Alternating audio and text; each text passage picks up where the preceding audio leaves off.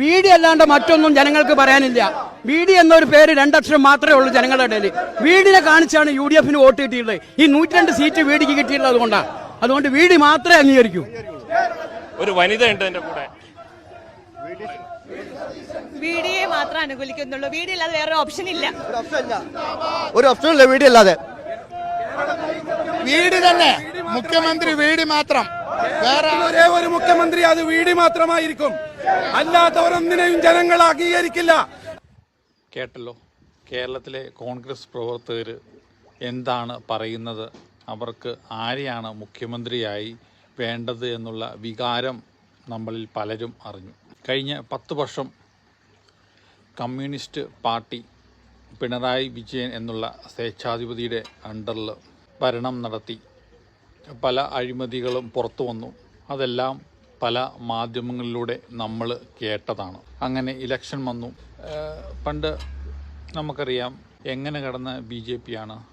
ആ BJPനെ ഇന്ന് കാണുന്ന നിലയിലെത്തിച്ചത് നമ്മുടെ നരേന്ദ്രമോദിയാണ്. അദ്ദേഹത്തിൻ്റെ ആ കാര്യത്തിലുള്ള ഒരു കഴിവ് അത് പറയാതിരിക്കാൻ വയ്യ. എന്ന് പറഞ്ഞ പോലെ കോൺഗ്രസ് ഈ 10 വർഷം നീണ്ട ഭരണം കിട്ടാതിരിക്കുക എന്നുള്ള അവസ്ഥ എന്ന് പറയുന്നത് യുദ്ധം തോറ്റപ്പം ചിതറിയോടിയ സൈന്യത്തിൻ്റെ അവസ്ഥയാണ്.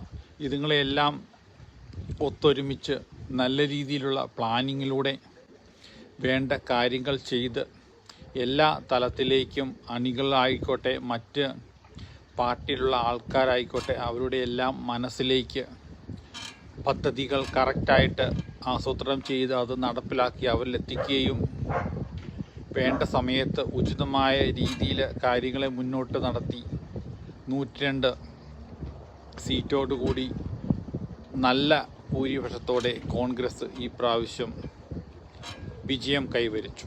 അത് കഴിഞ്ഞ് ഇപ്പം 4-ാം തീയതി റിസൾട്ട് വന്നതാണ്. ഇന്ന് 8-ാം തീയതിയായി. 4 ദിവസമായിട്ട് ഇതുവരെ ആരെയാണ് മുഖ്യമന്ത്രിയായി തീരുമാനിക്കേണ്ടതെന്നുള്ള ഒരു തീരുമാനം ഹൈക്കമാൻഡിന് എടുക്കാൻ പറ്റിയില്ല.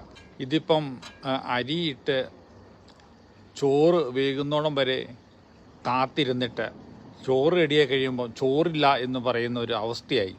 KC വേണുഗോപാൽ കേന്ദ്രത്തിൽ നല്ല പിടിപാടായിരിക്കാം, പക്ഷേ കേന്ദ്രത്തിൽ പിടിപായിട്ടുണ്ടായിട്ട് കാര്യമില്ലല്ലോ. ലോക്കൽ ആളുകളുടെ മനോവികാരം അറിയണം, അവരുടെ പ്രതീക്ഷ ഏത് കാര്യത്തിലാണെന്ന് അറിയണം.